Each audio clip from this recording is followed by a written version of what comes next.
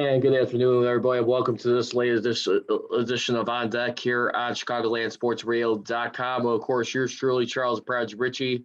And join me on screen with me, as always, to the left of your screen, as you can see right here, as we're on the right of your screen, as we're live on ChicagolandSportsRadio.com. I'm talking about my tag partner in crime, Reese Ruler. You can follow him on social media on Facebook at Sabi. And then you can also follow him on Twitter and Instagram at ISCR3 with Thunderbolt. You can follow myself on Twitter and Instagram at Prodigy Richey. And then I also host the Mass Steel podcast, which can be followed on Twitter at Mass Steel CGR and on Instagram at Mass Steel Nation right now. And we're getting ready to begin with an exciting show today right now. And Reese, believe it or not, I predicted the beginning of this series. I said this series was going to go 6 games, but as it was playing along, I probably figured it was going to probably end up in 5 games after we made our predictions a week and a half ago. Heat come within a series right now, and I really feel like right now for the Heat, that's going to be the key difference right there. I said that Jimmy Butler had to at least average at least minimal 35, close to 40 points, and that range right there to give his team a shot. Not only that, you're also having guys like Tyler Hero, Duncan Robinson right there, showing from beyond the arc right there. And I just really feel like the Lakers, they got a little bit lazy on defense at times right there. Like to hear your reaction. What do you think was the biggest change in the series? Plus, they lose for the first time in the Black Mamba jerseys in the series right now as they go to 4-1 right now throughout this series. What was the biggest X factors from the Heat making this a series? I mean, when I first saw it, I had predicted a sweep, but I guess that just show you the resilience of the Miami Heat. The team been doing this all year round, even without their start. They stalled in the game, like without Bam, without Dragic. Every game, you can see them get a little better. I'm very anxious to see how does that Anthony Davis land on his left ankle, wrong. So I'm very interested to see how he's doing. But hats off to the Heat. I think Jimmy Butler is out there playing amazing. That's number one. Like you said, the G stands for gets, and he is out there getting buckets, willing his team. One guy, kind of like how we used to see it back in the day. One guy with like around great role players doing their job. Robertson out there shooting lights out. I did think kind of them 4-point plays was a kind of a little iffy. It's a lot of falling in the NBA and refs are definitely falling forward, but it's still the resilience to hit the shot. I You know what? think that I go Go ahead. ahead. No, you can go ahead. No, sorry. Go ahead. Finish what you're going to say, please.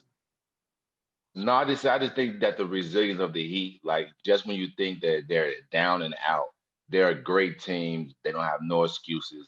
And I think even though the Lakers are a better all around team, sometimes they are not the best team out there every night. No, you know what? And I think the better case is for the Lakers too. They're a team that tends to play better when they play with the lead. I mean, throughout the series, when they dictate set the tempo right there. And Grant, I mean, they were down as many by 11 points, which could have got out of hand a lot more. But I really felt like a big difference. I mean, Anthony Davis says he's going to be able to go for Game 6. Just only part of this mobility, as you just mentioned a few moments ago. He's got that heel contusion right now. He injured. He reactivated during the game. And I gotta be honest with you. I mean, Anthony Davis has been one guy I've been holding my breath throughout this whole playoff series. Like, just thinking, when's that moment gonna come? Like, if he goes down, he gets hurt and misses a significant time.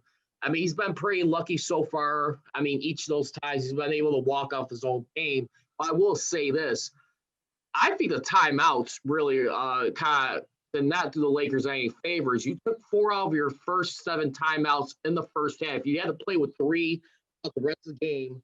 I mean, don't get me wrong. I mean, the Lakers, I mean, Frank Vogel and everybody were able to manage utilizing those. But there was also a costly charge to LeBron James and Frank Vogel challenge, and he's been doing pretty good with his challenges in the playoffs right there. That charge right there was upheld.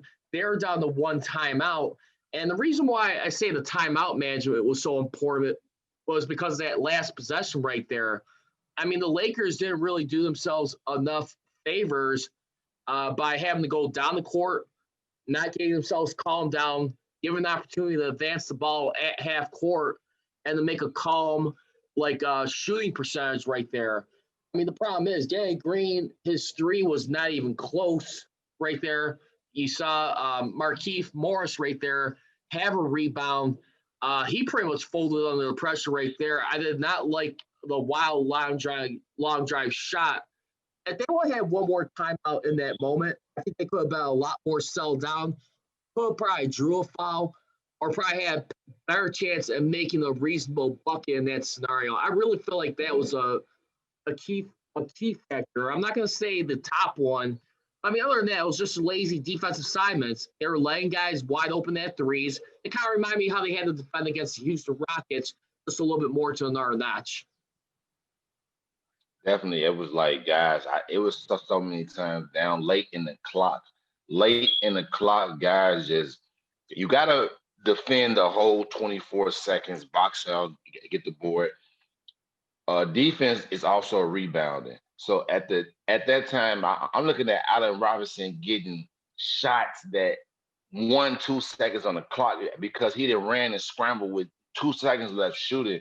We gotta be there. You gotta lock on to your guy. If Jimmy can't score 40 points and have 10 assists, we already see that. We've seen anytime he put a triple double up, he's 2-0 in the finals. So we have to prevent them other guys. Every time he got switched on to Markieff Morris, it was barbecue chicken. He was eating them up. They have to come in there more with a defensive minded, and like you said, to your point, start with a lead, build them up with a lead. But them key guys, them other guys have to do what the other key guys are doing, and they have to make shots. I don't care. Everybody, I was reading my timeline on Facebook. Everybody like LeBron James had 40 points, and he passed the ball up to Green, but he was triple teamed. Why not pass the ball? I thought it was a hell of a pass. It just was a miss.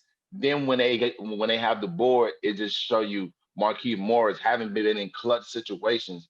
It was 6 seconds. He could have calmed down, gave Anthony Davis the ball, and I'm almost sure Anthony Davis could have had turnaround, either got fouled or made the bucket.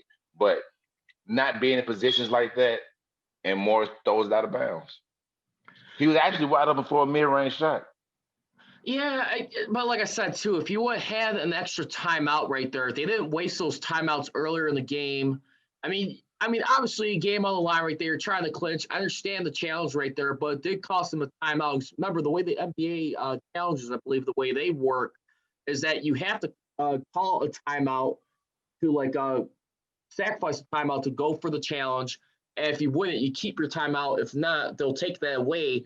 I just really feel like they could have been a lot more settled in that moment because they just looked like they were scrambling a little bit. I mean, yeah, look, and to your point about LeBron James, you got to remind all the fans this. At the end of the day, LeBron James did his job. He had 40-plus points. He had a double-double in that game. I think he had like 10, 13 rebounds in that contest. He was nailing threes like we've never seen this guy nail threes before.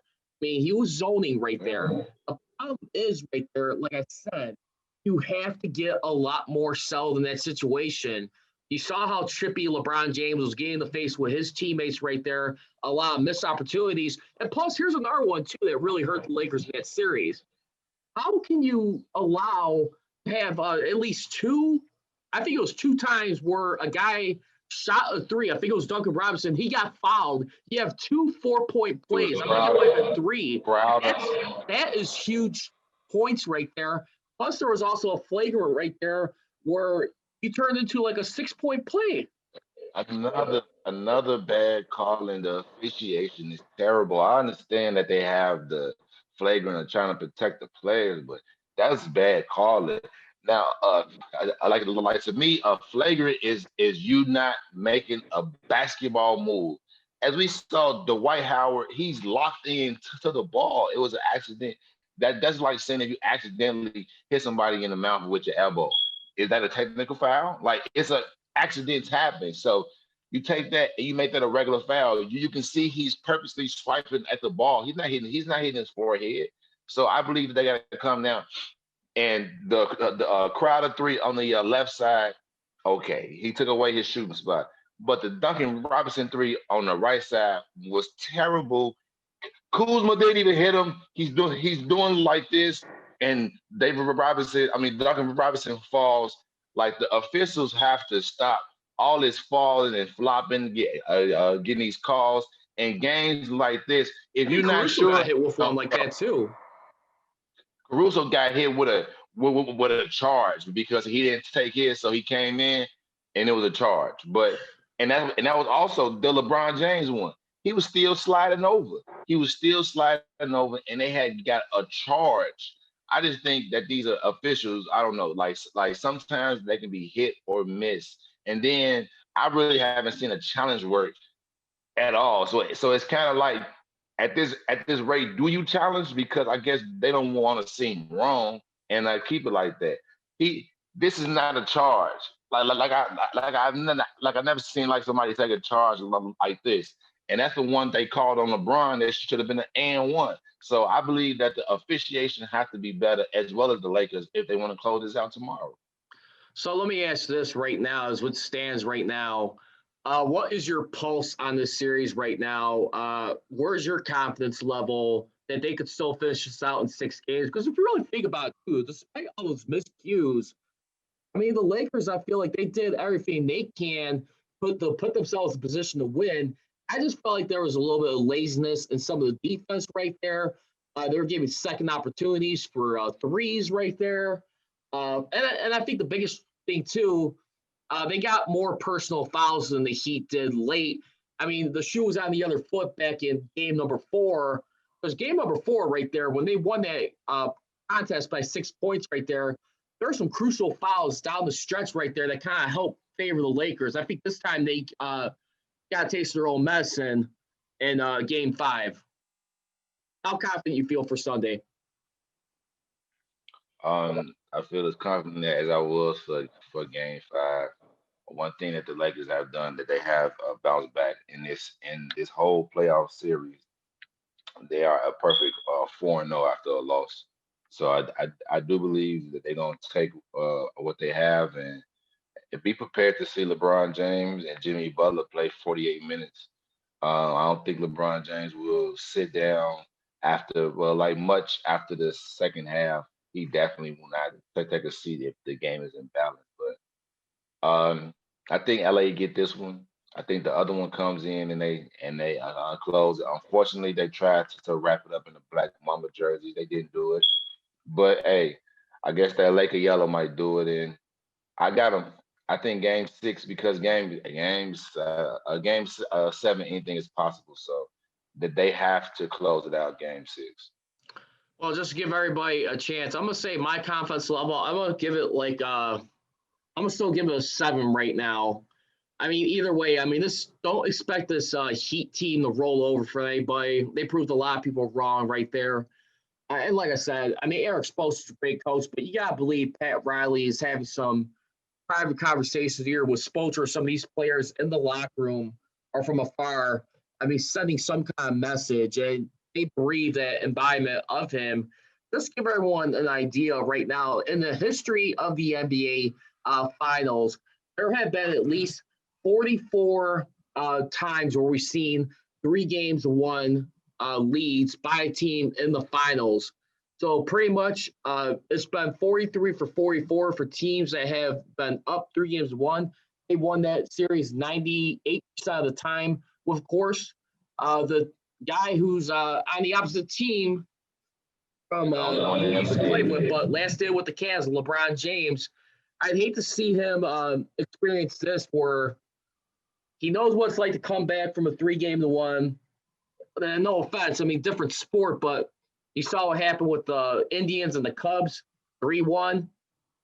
So guess what's going through his mind right now? And don't think for a moment too that Andrew Iguodala wants payback from that from 4 years ago. You don't think he remembers that? Trust me, I'm sure that's bullet, bullet point material for his team, being on that Warriors team, being up 3 games to 1. Trust me, I'm sure that's fresh in his memory. But I'm gonna go give it a 7 for this game. I'll say they'll hang on to win this game, but it's definitely gonna be very crucial to see how effective Davis is able to run on his heel right there in that game. That's gonna be no lie right there. I tell you Give it what, a one. Give it a 100. yeah, no, I think LeBron and AD, if they're going to win this game, they have if AD is ready to go, you got to at least combine for 60 points, not 50, 60. One of those two guys is going to need like a 40 burger, and then the other like probably like at least close to 30 or in the mid 30s. That's what they're going to need to do for that game, along with your core guys. They have to combine for 60 points. We're just getting started here on this edition here of On Deck. Coming up, we're going to stay with the NBA Finals coverage as our next segment right now.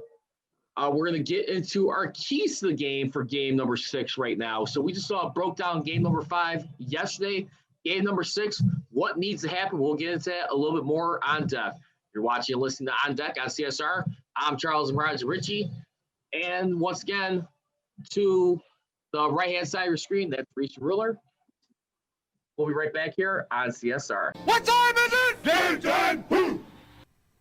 And we are back here on Deck on CSR with me, Charles Prodigy Richey, to the right-hand side of your screen. Reese Ruler, you can follow him on social media once again on Twitter and Instagram at ISCR3WinNotherBolt. You can also check him out on Facebook too, which he's also proactively on too, doing his other shows. You can check him out at Kimo Sabi right now. Once again, we're talking NBA Finals right here on NBA Fast Break. We're getting ready to preview Game 6 of this Finals. As I just mentioned to everyone who's tuning in right now, in the history of the NBA Finals, the teams who have went up 3 games to 1 at some point during the NBA Finals series have gone on to win the NBA Finals 43 out of 44 times. And if the Heat find a way to win this one, LeBron James will become the first player in NBA history to know what it's like to come back 3 games to 1, yet know what it's like to lose a 3 games to 1 series lead. He'll become the first in NBA history to know that if the Heat are successful in this contest right now. But I'm still rolling with the Lakers right now. I still feel a little bit more confidence right there. You just know what really boils down to looking at this game. It's clearly obvious right now. LeBron James has to continue to match the intensity of Jimmy Butler. I mean, like what Jimmy Butler said at the end of game number 3 on Sunday earlier in the week, when he had that amazing triple-double in that game where he averaged 40 points in that contest. He said at the end of the game, all I just want to think is just win, win, win. Stats don't really matter much to me. If I'm Jimmy Butler, man, I'm like Cook, Butler, Cook. Seriously, this guy right here, he went away from that a little bit, I think, in game number 4, but simply because I really feel like the Lakers defense found a way to key in on him. They found a way to slow him down. I think he had like about 25 points in game number 4 right there in that contest. And I really feel like right there, that kind of cost them, because other than that, they could probably be up 3 games to 2 in this series. I mean, I don't know about all that. It was just some good games. I think we definitely know that, like I said, the Heat is not going to lay down for anybody. It was, like I said, it was just a great game. It was a great team win. My hat to go off like to the Heat. Jimmy's out there playing out of his mind, but I just think Game 6 is going to be just over. You know, you're going to see the LeBron James of old that come out again, and it might be the one with what he says: "Give me the ball and just get the hell out of my way." You know, I tried to be a team player last time. You guys didn't want to do it, so now I'm going to take a 40 shots, and then you guys just have the remaining. Like you might just see him go in attack mode, but the key for the Lakers is the others. as you can see, it's kind of like I kind of hold my breath when I see the Heat others shoot because they, like you said, be wide open or they're knocking down clutch shots. That's what Carwell Pope, Marquise Morris, Danny Green, then they, Caruso, even Ronda from time to time, Kuzma. When LeBron James command that triple and double team and he passed the ball out to you, you got one job: hit the shot. Hit the shot. They go down. Thick defense. That's all you have to do. I believe when the other ones try to play loose or, out there element, it kind of hurts the team. Don't do that. LeBron James can do that, but just knock down your open shot. LeBron James passed the ball to Danny Green. Not blaming him, but if Danny Green hits the shot, it's a done deal. Yeah, I mean, I would say it's probably about a done deal. You still have to hold your breath on that foul shot. It will probably been more in their favor, no doubt about it. I think at that point, I think the Heat were out of timeouts, if I'm not mistaken, in that contest. Oh, But I mean, like I said, I think just the biggest thing was just they beat them pretty much in every category of that game. I mean, with the exception of the 3-point ball, the Heat were shooting last night in that contest 42% versus the Lakers, 37%. That's a big difference right there. But, I mean, at the same time, too, like how people criticize on three-pointers, I mean, it just sometimes, you know what, that could catch up with you. That could expose you. We've seen that happen with the Houston Rockets. Sometimes you have to develop a lot more all-around game. The problem is the Heat are red hot in that category, no pun intended, in that statistic. You got to find a way. Here's the thing for the Lakers. A big key in this game is going to have to be their endurance.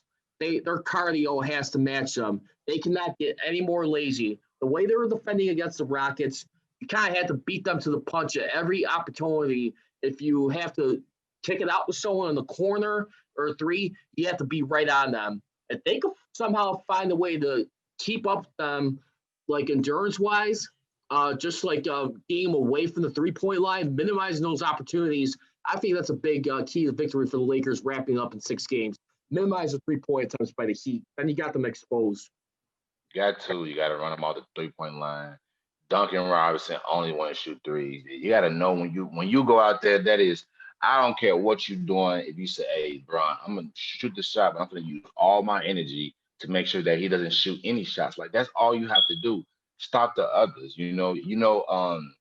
Hero, he can actually to create his own shots, but players that shooting wide open like Duncan Robinson, you gotta be glued to him. He's not even making his own shot. He's not creating it. He's literally catching and shooting. So that's the defense.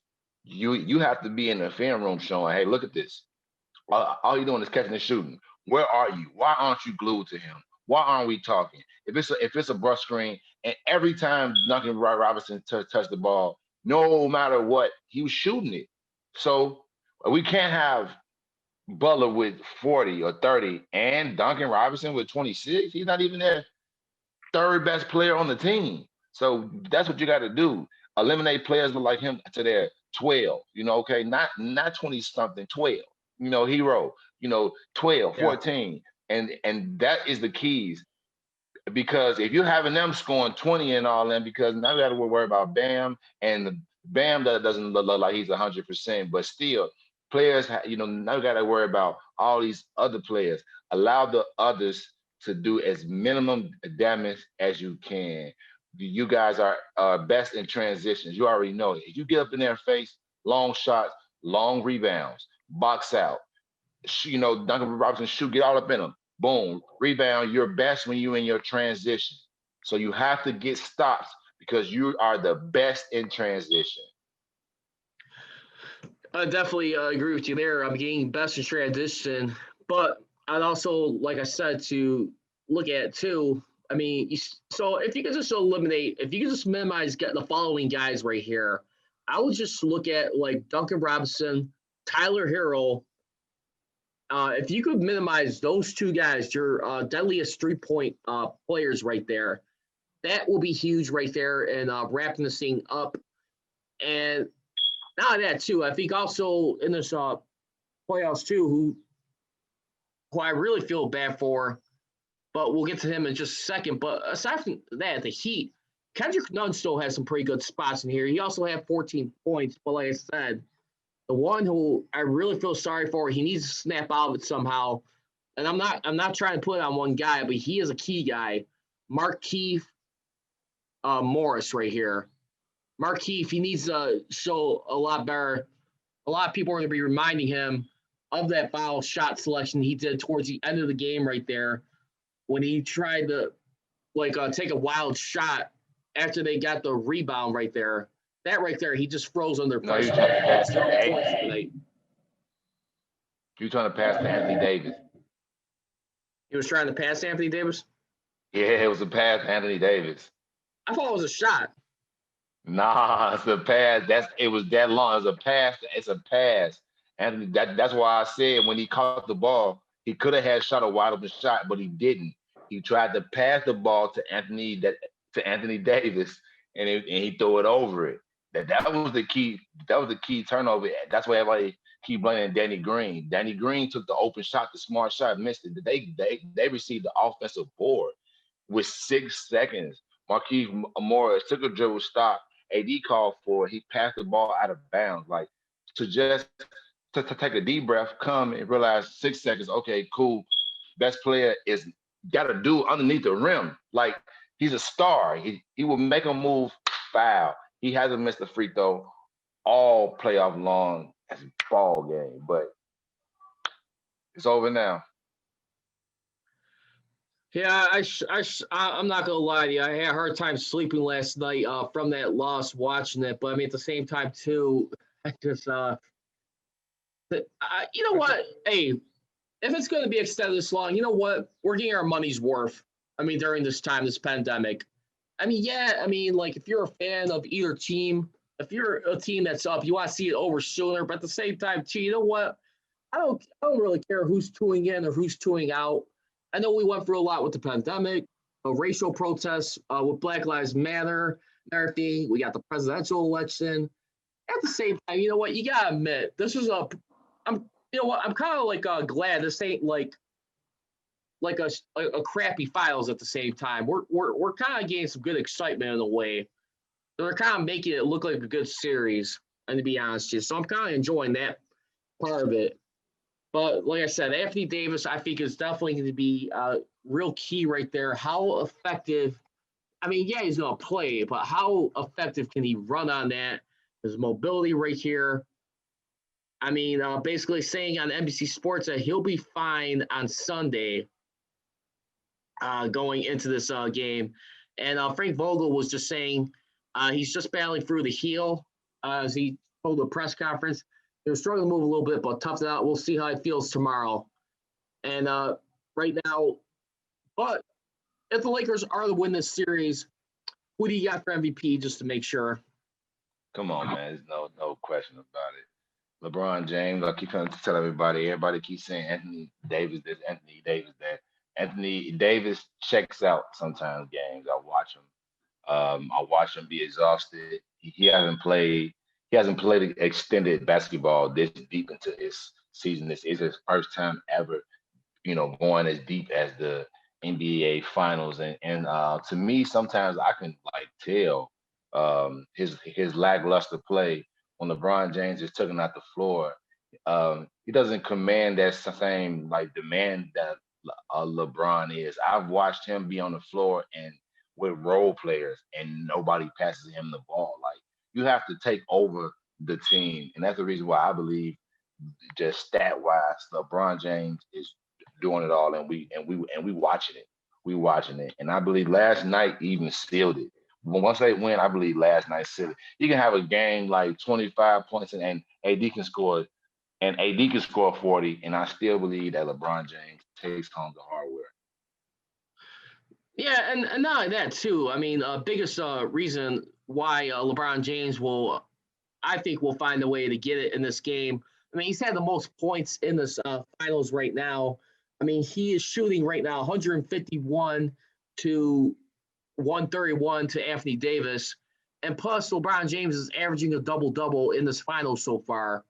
When we look at when it's all said and done, I mean that's the biggest I think key for me right there when I look at it. And I mean, yeah, you can see it. LeBron James is getting red hot. But I tell you what, I would not mind for the first time in history. We see it happen in baseball. We see it happen in the Super Bowl. What do you say about co-MVPs? Because one is, I mean, you can make the argument one ain't valuable without the other. Even though it is LeBron James, but Anthony Davis saying the game-winning 3 against the Nuggets in Game 3 in the Western Conference Finals. That was last series. You know, we are. No, I understand that, but you got to remember the NBA Finals MVP. That's for the entirety of the playoffs, not just the finals. Anthony Davis was leading his team in points up until the finals. I think that's where LeBron James in the finals right now, just in this stage, he's edging them out. I'd say co-MVPs. I don't agree with I still go with LeBron, but I don't agree on co-MVPs. Neither do I. And neither do I agree that it's based on what you do through the whole playoffs, and that's only because of how Andre Iguodala had won the MVP. He definitely was not the most valuable player that whole playoff series. We know that was Steph, but in the finals is like a whole new ballpark. That's a whole new series. So I believe that it's called an NBA Finals MVP. So this is just the finals. Yeah, Anthony Davis. They are like yin and yang. Like one does need the other. We asking if there's no AD, what can they do? Just like if it was no Bron, what can they do? So they are like a co-team captain. But I just believe that LeBron James in the finals has turned it up a little bit more than AD. So I gotta give it to LeBron. All right, well, that's going to wrap it up for this edition here, NBA First Break. I hope you enjoyed it for the first 2 segments real quick. Game 6 will be on tomorrow on ABC at 6:30 p.m. Central Standard Time. This is the tip-off set for a pregame NBA countdown at 6 p.m. about that point. For Charles and Reese, we're going to go wrap up with NFL Extra Points on deck on CSR. Don't move a muscle. What time is it? Game time! Who?